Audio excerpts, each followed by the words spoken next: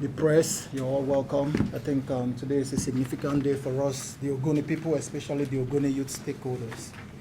On the subject matter, just like the president of our organization has just mentioned, I think it's very important for us to look forward rather than go behind, because I believed with my own knowledge, having been from here, lived here, schooled here, did everything, I do understand the struggle. And I do believe that the Ogoni people have been deprived of greater things that would have come to our place. But now there is an opportunity, and we have to accept it with open mind. First of all, I would like to thank the President, His Excellency, President Asiwaju Bola Ahmed Tinubu, for reopening this conversation on the Ogoni affairs, especially in the oil and gas production resumption.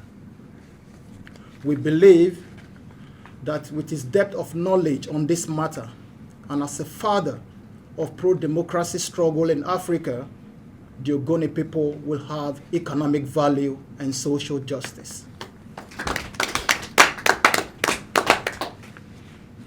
I know Mr. President personally, and I know he's a supporter of youth and women. So we appeal passionately for the inclusion of youth stakeholders going forward. Thank you. Thank you very much. I want to inform us that before this meeting, there was a closed-door meeting with selected Ogoni stakeholders. And this is not a press conference. This is the outcome of the extraordinary stakeholders meeting of Ogoni youth. And that is why you see the likes of Joseph Yobo seated here. He's sitting here as an Ogoni youth stakeholder. And of course, you can see the Eleme youth president, you can see the Thai youth president, and all Ogoni youth stakeholders. And I can tell you all that this is the first time Ogoni youths and stakeholders are actually coming together in one accord to make our position known to the Nigerian states. And so, having said that, with the kind permission from all stakeholders seated here, I will be reading out our position on the planned resumption of oil and gas exploration in the oil mining lease 11 and 51 Ogoni fields. And I so read. The following are our draft resolution on the planned resumption of oil and gas production in the oil mining lease 11 and 51 Ogoni fields. Ogoni youth stakeholders cutting across Babi, Eleme, Gokana, Kenkana, Yonkana, and Thai kingdoms, together with the Bori capital territory and Bangogwe special area of Ogoniland and other Niger Delta communities, rising from an extraordinary delegates meeting held at Ogeyi Place, Hotel Le Méridien, 48 Tumbia Street, GRA Phase 2, Port Harcourt, on Thursday, 30th January 2025. After due consultations with critical followers, leaders, and friends of Ogoni across the globe, adopted the following resolution and position on the above subject matter. 1. Ogoni youth stakeholders thank President Bola Ahmed Tinubu, GCFR, for mustering the courage and will to ending the 3.5 decades of the Ogoni struggle for social, economic, political, and environmental justice, which resulted in the stalemate between the Ogoni people, the federal government of Nigeria, the Shell Petroleum Development Company of Nigeria Limited, Total Energies, Ajib Oil Company Limited, Chevron Nigeria Limited, and the Nigerian National Petroleum Company joint ventures over issues of reckless operations which devastated the Ogoni environment and livelihoods. 2. Ogoni youth stakeholders note with nostalgia the remarks and assurances of the president, who recalled and asserted that, quote, "It has been many years since your children and I partnered to resist military dictatorship in this country. Many of your sons present here were my friends and co-travelers in the streets of Nigeria, Europe, America. However, we cannot in any way rewrite history, but we can correct some anomalies of the past going forward. And I know," end of quotes, "and I know what to do in memory of our beloved ones so that their sacrifices will not be in vain. Thank you." That was the quote and the statement of the president during the recent meeting with him by the Ogoni leaders. Number 3, Ogoni youth stakeholders also thank the National Security Advisor, Malam Nuhu Ribadu, a distinguished friend of Ogoni, former comrade, and anti-corruption Caesar of Africa, with the Executive Governor of Rivers State, His Excellency Sir Smelaye Fubara, and of course, the Honorable Minister of FCT, His Excellency Chief Barrister Nyesom Wike, who embarked on a process to assemble the Ogoni delegation. We applaud the Governor of Rivers State and the Honorable Minister for putting aside their political differences for the success of the Pan-Ogoni meeting that was held with Mr. President. 4, Ogoni youth stakeholders are also confident in the National Security Advisor, His Excellency Malam Nuhu Ribadu, to champion an honest and a concrete discussion that will harmonize the interests of both the federal government and the Ogoni people towards development and prosperity for all in no distant time. We equally thank the Ogoni delegation and leaders who went on the visit to the president.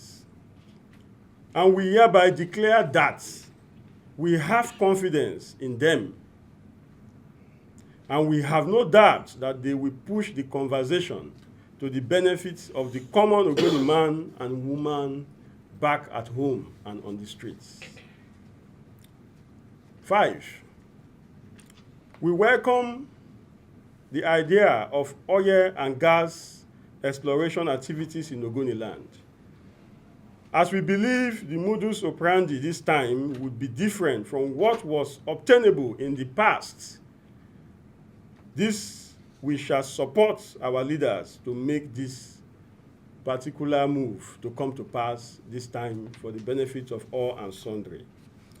6, Ogoni youth stakeholders, however, observe with mixed feelings the fact that a critical component of youth and women stakeholders were excluded from the meeting with the president. However, we want to state here unequivocally that we are not opposed to oil production, and therefore we express confidence in the NSA's appointment to deepen this conversation, whilst urging him to harmonize and bring together all stakeholders' interests, particularly the young people, for a smooth and robust discussions for results to be obtained. 7, this oversight of neglecting the youth and women we want to reiterate that it does not augur well with us, but with love and humility to our leaders, we appeal for a proper inclusion and representation moving forward, because the youth are the future and the leaders of tomorrow and today. And if we are not properly incorporated in the scheme of things today, then we may get it all wrong tomorrow when the leaders of today will eventually take a bow and leave the stage. 8, we hope and demand inclusion in future conversation on this subject matter as we proceed, because we have a lot to contribute on the discussion table. Some of us here are professionals, core professionals, petroleum engineers, accountants, and what have you. And so our inputs cannot be swept under the carpets. As we feel the pain and pressure from the protracted misunderstanding and economic disconnection between the federal government and Ogoni people for all these years. Number 9, why thanking our brothers and sisters back home and overseas, the civil society organizations and opinion leaders, for the good work they are doing, for putting out a constant reminder to our leaders in this discussion about the events of our gloomy past. We equally appeal to them to support these current efforts initiated by the President, and be rest assured that Ogoni youth will not sell out to the whims and caprices of any individual or group of persons, contrary to the greater interests of our people. But we have to seize this opportunity to bring our burning challenges to the fore and hopefully find solutions to them. Number 10, we shall support and encourage our leaders to demand for those things which matters most to the common man and common woman on the streets of Ogoniland, that are doable within the ambit of the current day reality of the Nigerian states.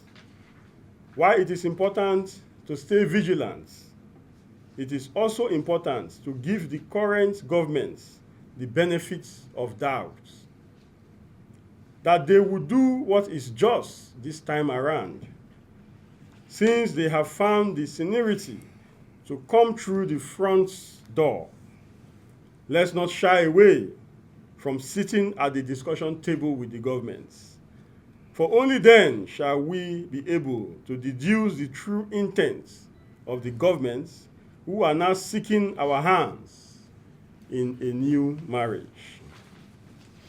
Consequently, we have carefully at our meeting, selected a steering committee of Ogoni youth stakeholders, which before the press leave here, the names will be read out to you. The committee was drawn from the 6 kingdoms that makes up Ogoni, including the special area and units. And the work of the committee is to interface and join forces with our leaders to adumbrate on these all-important issues concerning the future of Ogoni. Therefore, we urge everyone to keep faith with the government to herald a peaceful and fruitful outcome. We salute all Ogoni people who are struggling and working assiduously in ensuring that justice is done to Ogoniland. On our part, we assure the Ogoni youth that the vigorous protestation of our forebears from the streets of Bori to the boardroom of the multinational oil companies and presidential palaces in Africa, Europe, America, and beyond would yield fruits with the President Tinubu administration's intervention. It must, however, be noted that as Barrister Ledu Mite, former Mossad president, said in 2018, and I quote, "We didn't lose blood to replace share with hell. Therefore, the nomination and approval of an investor for the operation and development of the Ogoni oil fields, OML 11 and 51, would be preceded by fruitful talks with the Ogoni people under an atmosphere which guarantees their active participation and respect for their right to free, proud, and informed consent."